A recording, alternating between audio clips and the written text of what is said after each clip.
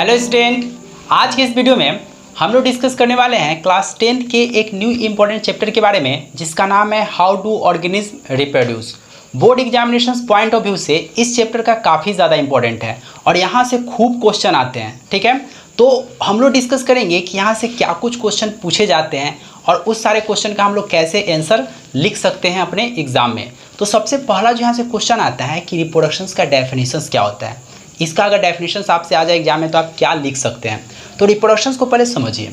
Reproductions मतलब होता है कि जब कोई लिविंग ऑर्गेनिज्म अपने आप को रिप्रोड्यूस करे, दोबारा से प्रोड्यूस करे और अपने जैसा सिमिलर टाइप के स्पीसीज का क्या करे, फॉर्मेशंस करे, तो इसी को हम लोग क्या कह देंगे, रिप्रोडक्शंस। तो उसी को हम लोग डेफिनेशंस में कैसे लिख सकते हैं, इसको हमने यहाँ पे शॉर्ट फॉर्म में लिखा है, इसको थोड़ा समझिएगा। यहाँ पे लिखा गया है the productions of new organism from the existing organism. जो ऑर्गेनिज्म खत्म होने के कगार पे है उससे जब एक नया ऑर्गेनिज्म का क्या हो, प्रोडक्शंस हो, बट सिमिलर स्पेसीज का। तो organism of the same species मतलब सेम स्पेसीज का प्रोडक्शन होगा। जैसे मान लीजिए कि कैट है, यदि रिप्रोड्यूस करेगा तो कैट का प्रोडक्शन करेगा, डॉग है तो डॉग का प्रोडक्शन करेगा, ह्यूमन बींग्स है तो ह्यूमन बींग्स का प्रोडक्शन करेगा। मतलब सेम टाइप के स्पेसीज का क्या होगा, प्रोडक्शन होगा। ठीक है, same species is known as reproduction, याद रहेगा। एक बात और, यहाँ पे जो रिप्रोडक्शंस है यह कैरेक्टरिस्टिक फीचर्स होता है सारे तरह के लिविंग ऑर्गेनिज्म का। ठीक है, तो वही बात को हमने सेकेंड पॉइंट में लिखा है the most important characteristic of all living organism is their ability to reproduce. मतलब जितने जो ऑर्गेनिज्म अर्थ पे हैं वो अपने आप को रिप्रोड्यूस करते हैं। ये किसका कैरेक्टरिस्टिक फीचर है, लिविंग ऑर्गेनिज्म का। अगर आपसे कोई पूछे कि नॉन लिविंग ऑर्गेनिज्म रिप्रोड्यूस कर सकता है तो आप बोल सकते हैं कि नहीं कर सकता है भाई, क्योंकि नॉन लिविंग थिंग्स के पास एबिलिटी ही नहीं कि वो क्या कर सकता है, रिप्रोडक्शन कर सकता है। ठीक है, लेकिन यदि कोई आपसे जोड़ दे के पूछता है कि बताइए रिप्रोडक्शन जो है वो सारे तरह के लिविंग ऑर्गेनिज्म का कैरेक्टरिस्टिक फीचर है, तो आपको बोलना है नहीं।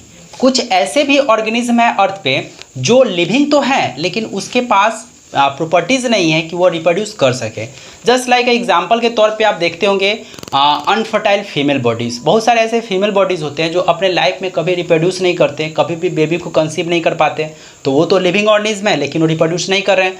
दूसरा हम लोग देख सकते हैं वर्कर बी। जो वर्कर बी होता है, जो मधुमक्खी होता है, वर्कर मधुमक्खी, वो क्या होता है, कभी भी लाइफ में रिप्रोडक्शन नहीं करता है।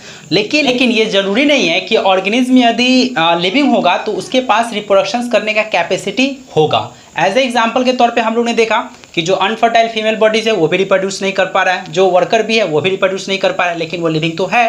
ठीक है, लेकिन इस चैप्टर के पॉइंट ऑफ व्यू से आपको याद रखना है कि रिप्रोडक्शन जो है वो कैरेक्टरिस्टिक फीचर है किसी भी तरह के लिविंग ऑर्गेनिज्म का, चाहे वो प्लांट हो, चाहे वो एनिमल हो, चाहे वो किसी भी तरह का माइक्रो ऑर्गेनिज्म हो। बात क्लियर है? तो ये पॉइंट आपको याद रहेगा। The most important characteristic of all living organism is their ability to reproduce. मतलब उसके पास एबिलिटी है क्या चीज़ करने का, रिप्रोड्यूस करने का। बात क्लियर है? उसके बाद हम लोग का है why is reproduction important. Reproduction क्यों जरूरी है, कोई भी ऑर्गेनिज्म रिप्रोडक्शन करे तो क्यों करे, तो उसका आंसर आप क्या लिख सकते हैं। यहाँ से डायरेक्ट ऐसे ही क्वेश्चन दे देता है कि व्हाई रिप्रोडक्शन इज इंपॉर्टेंट। तो इस क्वेश्चन का आंसर आप यहाँ से लिख सकते हैं कि रिप्रोडक्शन जो है वो हर तरह के ऑर्गेनिज्म के लिए जरूरी है ताकि वो अपने स्पेसीज को अर्थ पे एडॉप्ट करवा पाए, जनरेशन टू जनरेशन अपने नंबर्स को क्या कर पाए, बढ़ा पाए। ठीक है, तो इसी पॉइंट ऑफ व्यू से हम लोग इस पॉइंट क्या कर सकते हैं, कंप्लीट कर सकते हैं। तो यहाँ पे हमने लिखा है reproduction is important to organism because this is the way to keep. यह एक ऐसा वे है जिससे कोई भी ऑर्गेनिज्म अपने पॉपुलेशंस को, अपने स्पेसीज को क्या कर सकता है, मेंटेन कर सकता है। Way to keep the population going if there is no reproduction is the plant और animals may become in danger और इवन एग्जिस्ट। यदि कोई भी ऑर्गेनिज्म रिप्रोड्यूस न करे तो उसका जो स्पेसीज होगा वो धीरे धीरे अर्थ से क्या हो जाएगा, खत्म हो जाएगा। सोचने वाली बात है कि हम लोग जनरल लाइफ में हम लोग देखते हैं कि जब भी कोई ऑर्गेनिज्म नया आता है तो पीछे वाला स्पेसीज खत्म होता है। ठीक है, जब पीछे वाला स्पेसीज खत्म हो रहा है तो नया स्पेसीज, और ये नया जो स्पेसीज है एज अ प्रेजेंट टाइम में, तो ये एक नया पॉपुलेशन को फिर से लाएगा, एक नया स्पेसीज को फिर से लाएगा। जब एक नया स्पेसीज आएगा तो ऑब्वियस सी बात है कि यह जो organism as a present time में ये भी कभी ना कभी खत्म होगा। तो यदि यह प्रेजेंट टाइम का पॉपुलेशन का स्पेसीज यदि रिप्रोडक्शन करना छोड़ दे तो क्या होगा, आगे का populations as a 1 to 3 generation बाद ये क्या हो जाएगा, अर्थ से खत्म हो जाएगा। तो कोई भी ऑर्गेनिज्म अपना स्पीसीज को मेंटेन तभी कर सकता है जब वो रिप्रोडक्शन करेगा। ठीक है। तो रिप्रोडक्शन काफ़ी ज़्यादा इंपॉर्टेंट है किसी भी तरह के लिविंग ऑर्गेनिज्म के लिए कि अपने स्पीसीज को अर्थ पे लॉन्ग पीरियड ऑफ टाइम तक क्या कर सकता है, मेंटेन कर सकता है। तो याद रहेगा। तो ये पॉइंट हम लोग का क्लियर है यदि इंपॉर्टेंट आ जाता है लिखने के लिए। अब हम लोग को पढ़ रहे हैं टाइप्स ऑफ रिप्रोडक्शंस। रिप्रोडक्शंस के कितने प्रकार होते हैं, तो हम लोग देखते हैं रिप्रोडक्शंस के 2 टाइप्स होते हैं, ठीक है। पहला जो टाइप होता है एसेक्सुअल रिप्रोडक्शंस, दूसरा होता है सेक्सुअल रिप्रोडक्शंस।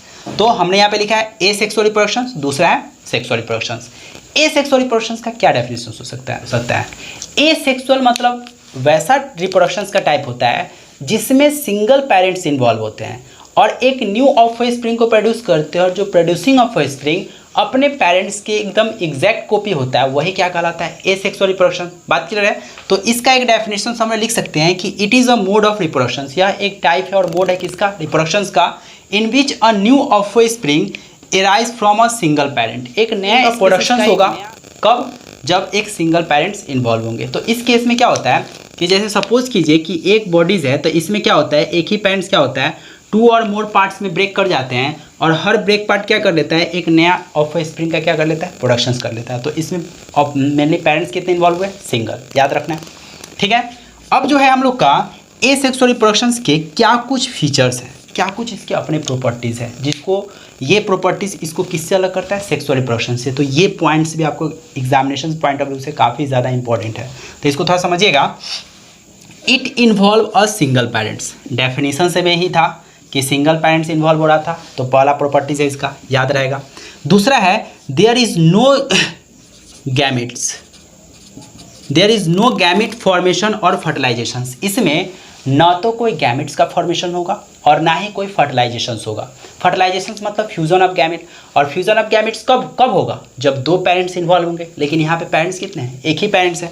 तो जब एक पेरेंट है तो यहाँ पे ना तो गैमेट्स का फॉर्मेशन होगा, क्लियर है, और ना ही फर्टिलाइजेशन होगा, ना ही फ्यूजन ऑफ गैमेट्स होगा। तो ये पॉइंट आपको याद रखने हैं। उसके बाद है rapid multiplications and growth happens, मतलब कि इसका जो रिप्लिकेशन कैपेसिटी होगा, इसका जो ग्रोथ का कैपेसिटी होगा, इसका जो डेवलपमेंट करने का कैपेसिटी होगा, वो इतना फास्ट होगा जो सेक्सुअल रिप्रोडक्शंस के कई गुना ज़्यादा होगा। मतलब कई गुना हम लोग बोल सकते हैं कि सेक्सुअल रिप्रोडक्शन एक बेबी को बनाने के लिए जितना टाइम लेगा उससे बहुत फास्ट क्या करेगा, एसेक्सुअल रिप्रोडक्शंस अपने ऑफस्प्रिंग को क्या कर लेगा, प्रोडक्शंस कर लेगा। तो इसका रिप्रोडक्शंस करने का कैपेसिटी क्या होगा, काफ़ी फास्ट होगा, याद रखना है, ठीक है। उसके बाद है the whole process take place in a small period of time. Obvious सी बात है, ऊपर वाला का पॉइंट को ही हमने थोड़ा सा इसमें तोड़ा है कि इसका जो प्रोसेस होगा ये काफ़ी फास्ट हो रहा है, तो ये काफ़ी शॉर्ट पीरियड ऑफ टाइम में कंप्लीट हो जाएगा। ये पॉइंट इसे याद रहेगा। उसके बाद है देयर इज लिमिटेड वेरिएशंस, काफ़ी स्मॉल नेग्लिजिबल फॉर्म में वेरिएशंस होगा, न के बराबर वेरिएशंस इसमें दिखेगा। और जेनेटिक सिमिलर ऑफस्प्रिंग, मतलब यदि कोई वेरिएशंस, कोई चेंजिंग नहीं आएगा तो जो प्रोड्यूसिंग ऑफस्प्रिंग होंगे वो क्या होंगे, अपने पेरेंट्स से एकदम एग्जैक्ट कॉपी होंगे, एकदम सेम होंगे, ठीक है। लेकिन हम लोग में क्या होता है, वेरिएशंस होता है, चेंजिंग होता है। बात क्लियर है, क्योंकि हम लोग ना तो पूरी तरह से अपने मदर पेरेंट्स से मिलते हैं और ना ही पूरी तरह से फादर पेरेंट्स से मिलते हैं। तो हम लोग क्या होते हैं, जेनेटिकली वेरिएबल होते हैं। लेकिन एसेक्सुअल रिप्रोडक्शन जो ऑर्गेनिज्म होते हैं उसमें किसी भी तरह का वेरिएशन नहीं होता, वो एग्जैक्ट कॉपी होते हैं, ठीक है। तो ये पॉइंट आपको याद रहेगा। उसके बाद है mitotic type of cell divisions take place. Mitotic type हम लोग को इसमें समझने हैं कि माइटोटिक डिवीजन का मतलब क्या होता है और यह एसेक्सुअल रिप्रोडक्शन में होने का क्या मीनिंग है, ठीक है। तो माइटोटिक डिवीजन का मतलब होता है कि जब कोई एक पेरेंटल सेल बॉडीज अपने आप को 2 डॉटर सेल में कन्वर्ट करे और हर एक डॉटर सेल में जो नंबर हो क्रोमोसोम का वो क्या रहे, सेम रहे, तो उस तरह के डिवीजन को हम लोग क्या कहते हैं, माइटोटिक डिवीजन। इसको डायग्राम की हेल्प से आप इसको अच्छे से समझ सकते हैं। जैसे इसको समझने का थोड़ा कोशिश कीजिएगा। जैसे सपोज कीजिए, जैसे कि मान लीजिए यहाँ पे कोई एक पेरेंटल बॉडी है। सपोज कीजिए कि ये क्या हो गया, एक पेरेंटल सेल बॉडी हो गया। इसमें यदि 2n नंबर ऑफ क्रोमोसोम है, ये क्या हो गया, पेरेंटल बॉडी। यह एक पेरेंट्स है, इसमें 2n नंबर ऑफ क्रोमोसोम है। ये 2n क्या है, नंबर ऑफ क्रोमोसोम है। जब ये डिवाइड करेगा तो 2 डॉटर सेल में कन्वर्ट होगा, ठीक है। 2 डॉटर सेल में कन्वर्ट हुआ। इस दोनों डॉटर सेल में जो नंबर ऑफ क्रोमोसोम होगा वो सेम होगा। इसमें भी 2n नंबर ऑफ क्रोमोसोम दिख रहा है, इसमें भी 2n नंबर ऑफ क्रोमोसोम दिख रहा है। तो नंबर ऑफ क्रोमोसोम इसमें क्या है, एकदम सेम है। और यह जो डॉटर सेल है, ये दोनों क्या हो गया, ये दोनों हो गया डॉटर सेल, यह दोनों जो डॉटर सेल है, ये दोनों डॉटर सेल क्या है, अपने पेरेंट्स के एकदम एग्जैक्ट कॉपी दिख रहा है, क्योंकि इसमें भी नंबर ऑफ क्रोमोसोम जितना है उतना ही इसमें भी आ गया है, मतलब इसमें कोई वेरिएशंस तो नहीं हो रहा है। तो ये किसका प्रॉपर्टी है, ये प्रॉपर्टी है एसेक्सुअल रिप्रोडक्शंस का। तो ये पॉइंट का मतलब समझ में आ गया। माइटोटिक मीन्स दैट कि one parental cell body is divide into two daughter cell and each daughter cell consist of same number of chromosome compare to parental body. अगर पेरेंट बॉडी के कंपेयर में बात करें तो नंबर ऑफ क्रोमोसोम क्या होंगे, same होंगे। तो याद रहेगा। तो जो पहला पॉइंट था कि इसमें सिंगल पेरेंट्स इन्वॉल्व होंगे, एक ही पेरेंट्स आएंगे, इसमें गैमेट्स का फॉर्मेशन और फर्टिलाइजेशन नहीं होगा, ये पॉइंट याद रखने थे। इसमें ग्रोथ और जो डेवलपमेंट का कैपेसिटी था वो काफ़ी फास्ट था। ये सारे प्रोसेस होने में, एक न्यू बेबी को बनने में काफ़ी कम पीरियड ऑफ टाइम लगा, काफ़ी शॉर्ट पीरियड ऑफ टाइम लगा, ये बात आपको याद रखने हैं। इसमें कोई वेरिएशन, जो जेनेटिक वेरिएशन, ये पॉइंट काफ़ी ईजी है, ये पॉइंट काफ़ी इंपॉर्टेंट है। सिमिलर ऑफस्प्रिंग, मतलब इसमें कोई जेनेटिक वेरिएशंस नहीं हुआ, सिमिलर टाइप के ऑफस्प्रिंग प्रोड्यूस होंगे। और जो इसका 6th पॉइंट था वो था कि इसमें माइटोटिक टाइप का सेल डिवीजन होगा, मतलब एक पेरेंट से 2 डॉटर सेल बनेंगे और दोनों में नंबर ऑफ क्रोमोसोम क्या होंगे, सेम होंगे। तो यहाँ से हम लोग ने फीचर्स ऑफ एसेक्सुअल रिप्रोडक्शंस देखा। पहले हमने रिप्रोडक्शंस का डेफिनेशंस देखा, उसके प्रॉपर्टीज़ देखे, फिर हम लोग ने देखा इंपॉर्टेंस ऑफ रिप्रोडक्शंस, फिर हम लोग ने देखा टाइप्स ऑफ रिप्रोडक्शंस, उसके बाद हम लोग ने एसेक्सुअल का डेफिनेशंस देखा, फिर हम लोग ने एसेक्सुअल का प्रॉपर्टीज़ देखा। ठीक है, अब हम लोग बात करेंगे कि एसेक्सुअल रिप्रोडक्शंस के कितने टाइप्स होते हैं। How many types of asexual reproductions, यहाँ से क्वेश्चन आते ही हैं कि एसेक्सुअल रिप्रोडक्शंस का टाइप कितना होगा। तो आपको बोलना है कि जनरली जो होते हैं एसेक्सुअल रिप्रोडक्शंस के 6 टाइप होते हैं, 6 टाइप होते हैं जो हम लोग को 10th क्लास में पढ़ने हैं। हर एक टाइप को पूरे डिटेल में पढ़ने हैं। अब भाई ये 6 टाइप है क्या, ये 6 टाइप जो हम लोग को पढ़ने हैं वो 6 टाइप है क्या। तो जो पहला टाइप है वो है फिजन। जो पहला टाइप हम लोग को पढ़ने हैं वो क्या पढ़ने हैं, फिजन। जो दूसरा टाइप हम लोग को पढ़ने हैं वो पढ़ने हैं बडिंग। तीसरा जो पढ़ने हैं वो पढ़ने हैं स्पोर फॉर्मेशन। चौथा जो पढ़ने हैं हम लोग को वो पढ़ने हैं हम लोग को वेजिटेटिव प्रोपागेशंस। पांचवा जो हम लोग को पढ़ना है वो पढ़ना है फ्रेगमेंटेशन। और जो 6th टाइप हम लोग को पढ़ना है वो पढ़ना है रीजनरेशन। पहला हम लोग का fission, budding, spore formation, fragmentation, regeneration, vegetative propagation, ये 6 टाइप आपको याद रखने हैं। तो ये 6 टाइप का हम पहले नाम लिख देते हैं, उसके बाद हम लोग फिर से उसको डिस्कस करेंगे। तो पहले हम इस इधर के पार्ट को इरेज कर देते हैं। तो हम लोग को यहाँ पे क्या पढ़ने हैं, टाइप्स ऑफ एसेक्सुअल रिप्रोडक्शंस। तो एसेक्सुअल रिप्रोडक्शंस में पहला टाइप हमने क्या बताया था, पहला हम लोग का टाइप हो जाएगा फिजन। पहला क्या हो जाएगा, फिजन। सेकेंड क्या हो जाएगा, सेकेंड हो जाएगा बडिंग। थर्ड हो जाएगा हम लोग का स्पोर फॉर्मेशन।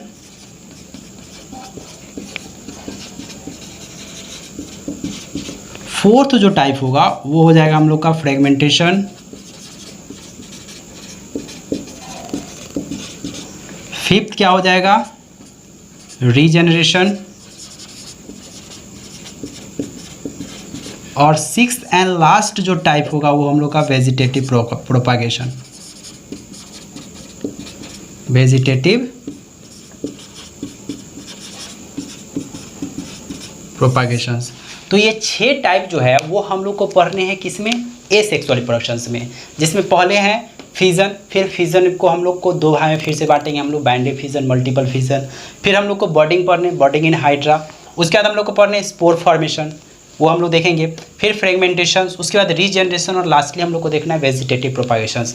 मतलब हम लोग को एसेक्सुअल रिप्रोडक्शंस में 6 टाइप्स हम लोग को क्या करने हैं, कंप्लीट करने हैं। मतलब हम लोग को इस चैप्टर में हम लोग ने अभी तक देखा कि रिप्रोडक्शंस क्या होते हैं, इसका क्या इंपॉर्टेंस होता है, इसके कितने टाइप्स होते हैं, एसेक्सुअल रिप्रोडक्शंस का क्या डेफिनेशंस था, और इसके एसेक्सुअल रिप्रोडक्शंस के क्या कुछ प्रॉपर्टीज़ और फीचर्स थे। फिर हम लोग ने देखा लास्ट में कि एसेक्सुअल रिप्रोडक्शंस के कितने टाइप्स थे। ठीक है, तो आज के इस वीडियो में हम लोग ने रिप्रोडक्शन चैप्टर के कुछ इंट्रोडक्टिव पार्ट्स को देखे हैं कि उसमें क्या कुछ हम लोग को जनरल फर्स्ट क्लास में हम लोग को क्या कुछ पढ़ने थे। तो हम लोग नेक्स्ट क्लास में टाइप्स ऑफ एसेक्सुअल रिप्रोडक्शंस को डिटेल फॉर्म में स्टार्ट करेंगे। तो अब हम लोग नेक्स्ट क्लास में मिलते हैं नेक्स्ट एसेक्सुअल रिप्रोडक्शंस के टॉपिक के साथ। तो आई होप आज का वीडियो आप लोग को समझ में आया होगा। यदि आप लोग को आज का मेरा कोशिश समझ में आया होगा तो प्लीज़ चैनल को लाइक, सब्सक्राइब और शेयर जरूर कीजिएगा। और यदि आप लोग को कोई डाउट होगा तो जरूर कमेंट बॉक्स में जाके आप बता सकते हैं अपने डाउट को, हम उस डाउट को क्लियर करने की कोशिश करेंगे। हम लोग नेक्स्ट क्लास में मिलते हैं नेक्स्ट एसेक्सुअल रिप्रोडक्शंस के टॉपिक के साथ। तो आज के लिए इतना ही, थैंक यू।